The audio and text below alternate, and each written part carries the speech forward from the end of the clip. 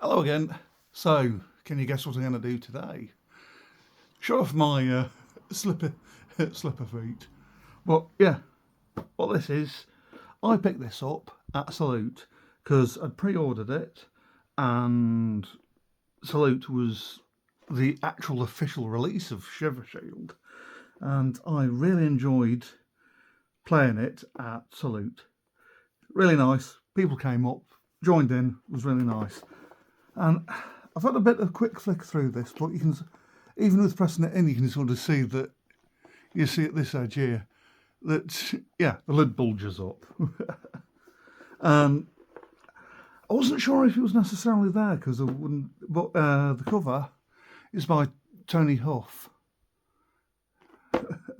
How Huff? He'd done some of the Gene Stealer stuff in Rogue Trader. First edition 40k, and he's also been doing a lot of stuff with Jonathan Green, the sort of the adventure books. But yeah, I'll try and keep the lid on with this. And inside you get basically all of this, because you do get dice, but they're mainly just sort of to track. They're basically like wound and action point trackers. But yeah, you got pixies, you got Wolver Cult. They've even started little tape measure. But yeah, I'm basically doing an unboxing. So what I'm going to do is flip it over, try and take the lid off. I'll try and probably I'll put that over here. Yeah, and I did sort of try and put stuff back in, roughly. Yeah, and because I pre-ordered it, you got a pre-order model, and unfortunately, because he's a barbarian, for barbarous reasons, it's probably a terrible idea me moving my thumb away from where it is at the moment. At the moment, yeah. because he's a barbarian and he's barbarous, and I shouldn't rub it because it's not the Queen's nose and it's not going to give me a wish. But yeah, but it just to try and amuse a friend, it's his Charlotte. But yeah, yeah. So I had a pre-order thing. And in here, I've got loads of Badger Riders anyway, as well. But, you know, there's one Warband here, which is the Pixies. They're all old school metal stuff. Metal. Proper job metal. And you get, what was it, hold on, 1, 2. Ooh, there's a Badger Rider there as well. And there. Is that? Yeah. Yeah, I think so. Loads of different stuff, but 1, 2, 3, 4, 5, 6, 7, 8, 9, 10 pixies there. Some with sort of like camouflage shield, ghillie suit shield things. Ooh, yeah, there we are. Stop rocking. There we are. And there should be roughly about the same amount of Wolver Cult. And the Wolver Cult are sort of, it's sort of exiles that disappeared into the woods, and they have basically started, they're basically almost like a warrior clan. They're almost like bear shirters, berserkers. Yeah, and it's sort of, yeah. Yeah, and it's sort of, there is the Wolven, which is a sort of a werewolf that stays in its its wolf form. And yeah, they sort of see it as the apex predator to aspire to. But yeah, this is the way tape measure, the woods, measuring stuff. Quite neat and stuff. It's some of the first times they've been able to do like some of the accoutrements and stuff like this. There we are. and you get your there's like a peripheral vision thing. Most models will only see within the two wings, where you get people that are more perceptive, who can see stuff up to the outside as well. And one, yeah, you get loads of, here we are, yeah, loads of them actually, loads spare. I'm trying to remember because I picked up some extra cards, and so, well, anyway, some of these might be the extras that are picked up for Salute, so I don't want to, but regardless, you get enough for your warbands.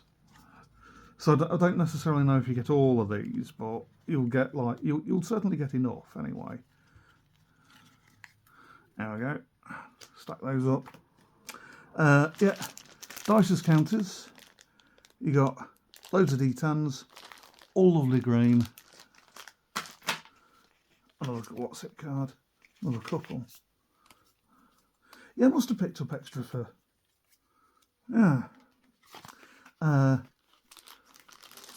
Because you get action points and you get wounds, so you got extra for that as well. You keep finding them actually, don't I? There we are. Got a spare for friends, haven't I? You get a wee turn counter, and that's quite useful because if you have like randomly controlled NPCs, or if there are decisions that need if there are decisions that need something decisive happening, the book stops with whoever's holding the turn counter, and then it passes around each turn. It passes around to a new player. And one thing that was quite good was that they're actually bear mats, but the terrain pieces.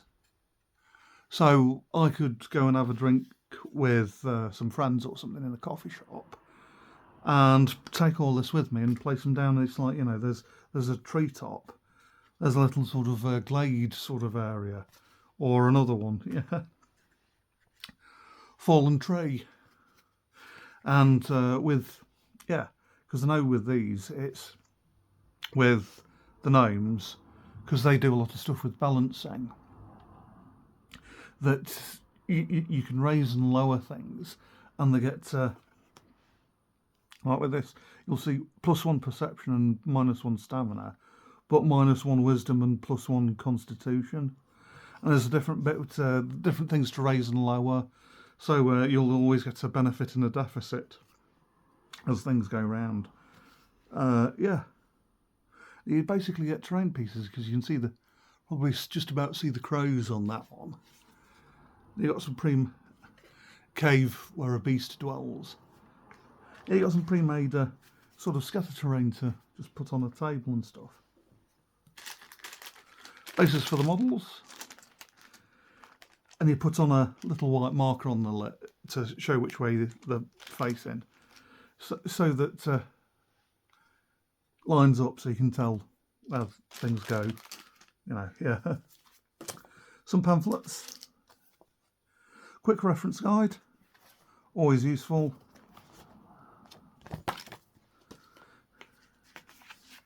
Here's a wee bit.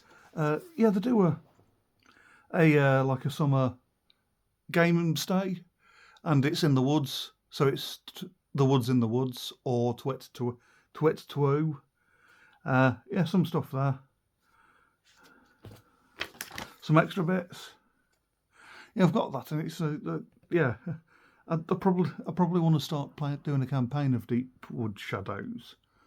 Because I was on about it in the update video from Salute, that yeah, they've got it's the RPG rules, and I've got that there was a Halloween campaign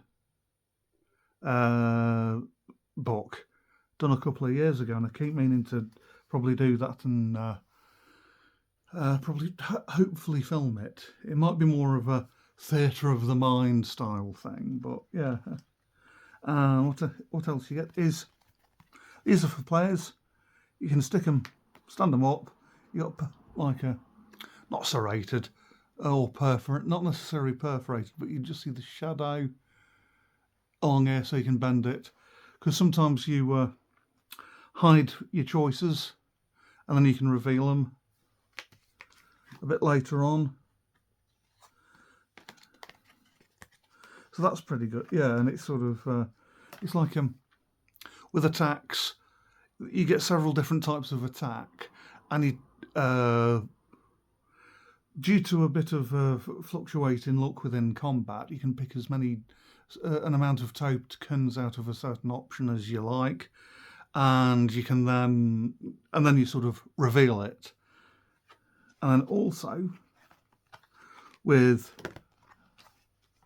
these are the initiative order, and a lot of the models will have an initiative.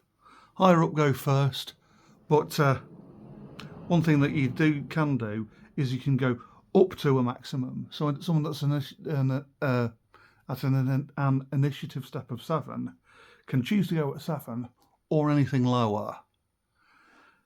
For example, it's so that you can sort of, sometimes it's good to react to how things pan out during the game. So you can go first, or you can wait a bit and go later on after, as a sort of like a reaction to things.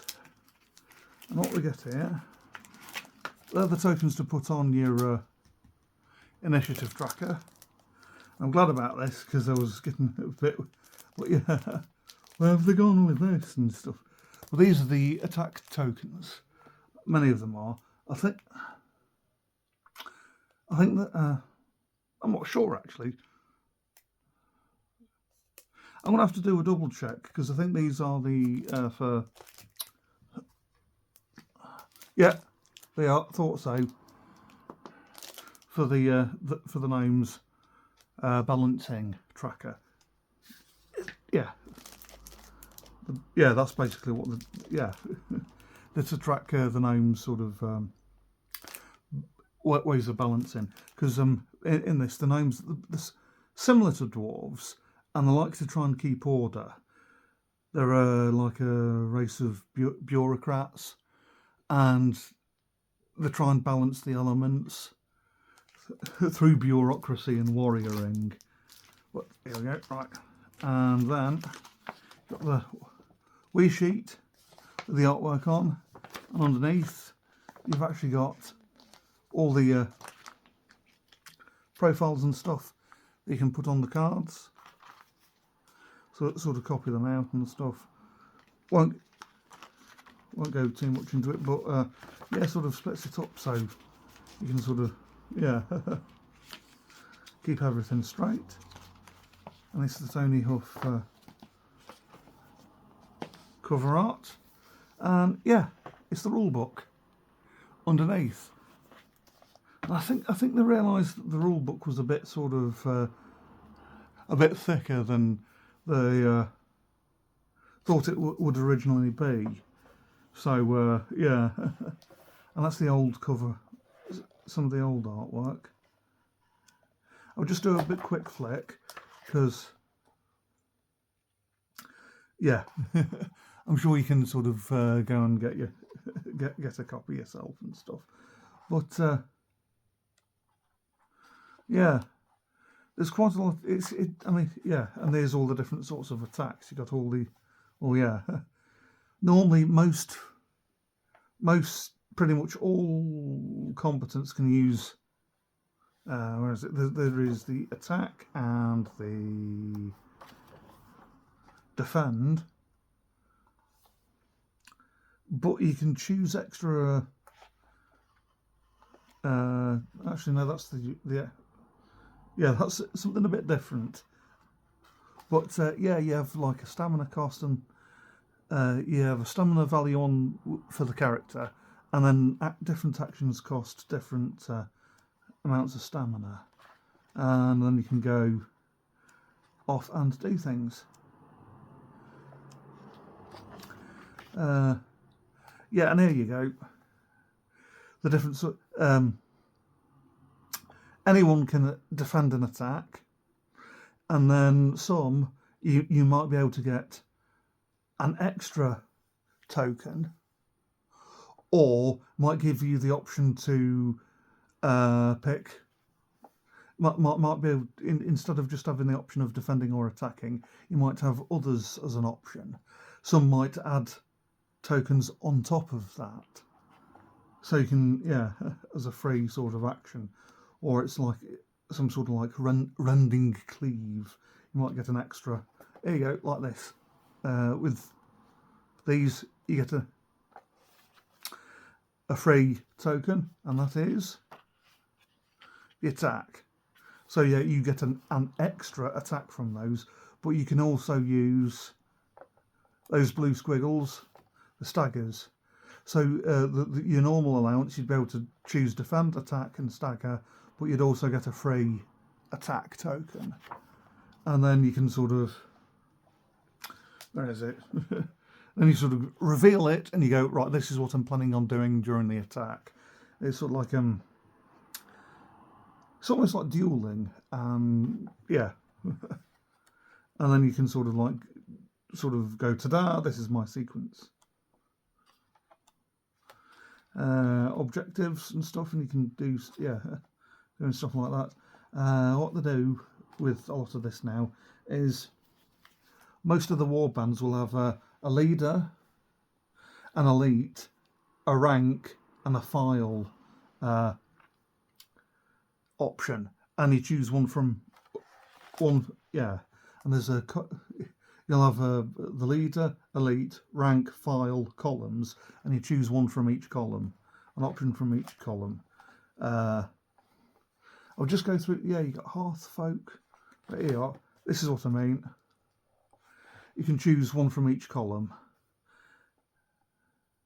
So yeah, you get a leader, the elite, etc., etc. And being in a company just means they sort of have to stay together and stuff. But yeah, and within a certain distance of each other. They, you know, you can, during longer campaigns, you can choose a step, earn points, and move along a different sort of adventurous way. And then towards the back, you get, hold on, here we go, loads of different ones to sort of choose from. That can extend your warband's playability sort of thing. But yeah, wild folks, they're the Wolven and stuff. You get the a lot of them get their own type of fate weaving. That's the magic that they do. They get their own special rules. Like the wood folk are mainly going to be the pixies, and they'll get like lead shot. The woods have eyes. They're eyed badgers, but they'll also have like a primary objective that they like doing. Yeah. And then you get the fate weaving, and you can spend some stamina points to get a charge, and then you build up charge, and you go, yeah, you convert it into magic, and then you save up the magic points. And yeah, summon light elemental for 6 points of charge, for example. Yeah, yeah, fanfolk are quite, yeah, mystic from Dark Crystal, but they're a lot like the Femea are these guys. Yeah, you get the Hellfolk, you get Leprechauns, and you get Spriggans, and you get a few other different sorts and stuff. Friends of the Owls. Earthfolk are rat people. They can be quite fun. Fair folk are, well, they are fairies, and they get whist hounds. Sky folk, they got an amalgam of, they're almost like dwarves, but they get these nomadic mountain people that interwoven with a bit of the magic of the land. Minefolk are goblins, mecha goblin.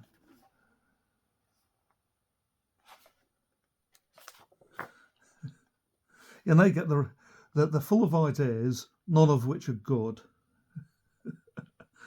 And yeah, it's you get lots of different sort of stuff.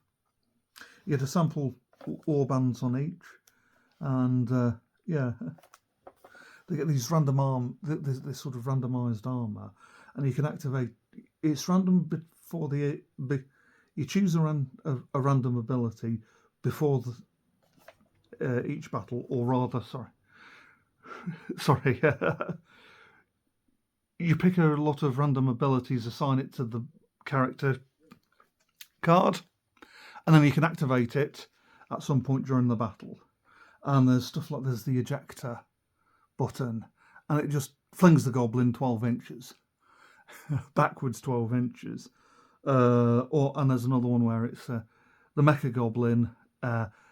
One goblin climbs on another's back, and the armour latches into place. So you get one double strength model. So it's good for like if you're doing like caverns and you're going up against something a bit tougher. Yeah. And merfolk, they're creepy wee fish people, and they get the monstrous Nuka-Levy. And they bring back the shellycoats, which are sort of the undead remains of drowned victims. Yeah. And quite a lot of armour, actually. But yeah, lots of fun to be had. Onto campaign rules. And basically it's how to go work your way along one of these. They've got quite a lot of background in the Deepwood Shadows books.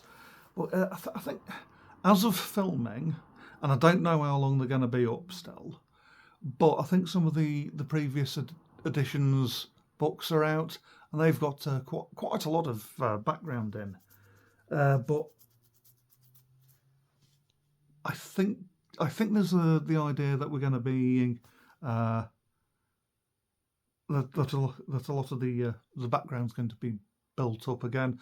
But I think I say built up in the sense that I think they're homing in on the original central woodlands. There was the Ringwald, and there were several settlements within there, and then this big giant woods around it, and the land's moved out beyond that.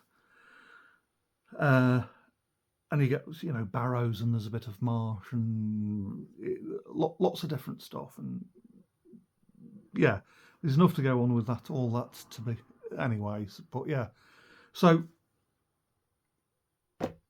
there we go. That's basically everything.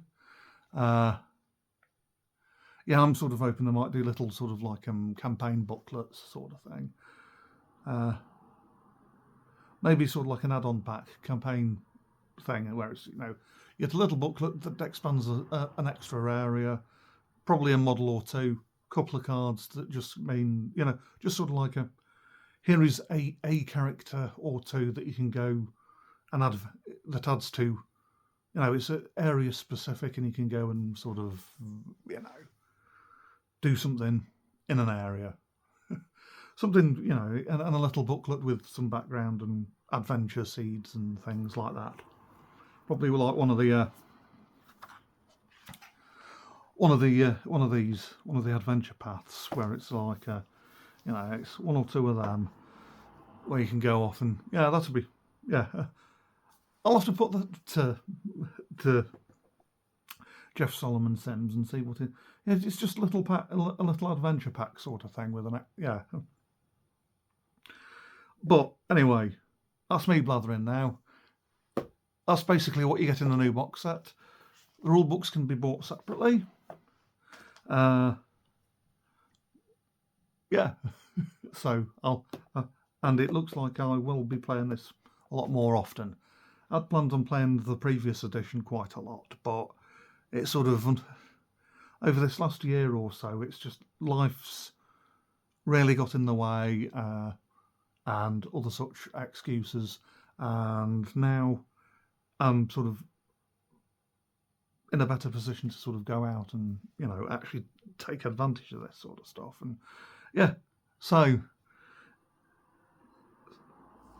hopefully I'll see you over the game table. There's a couple of, I think we're perhaps planning on going to Salute next year. There's the Woods in the Woods, Twits to O, the acronym. And yeah, give the game a Google. Bye, stay safe, stay groovy.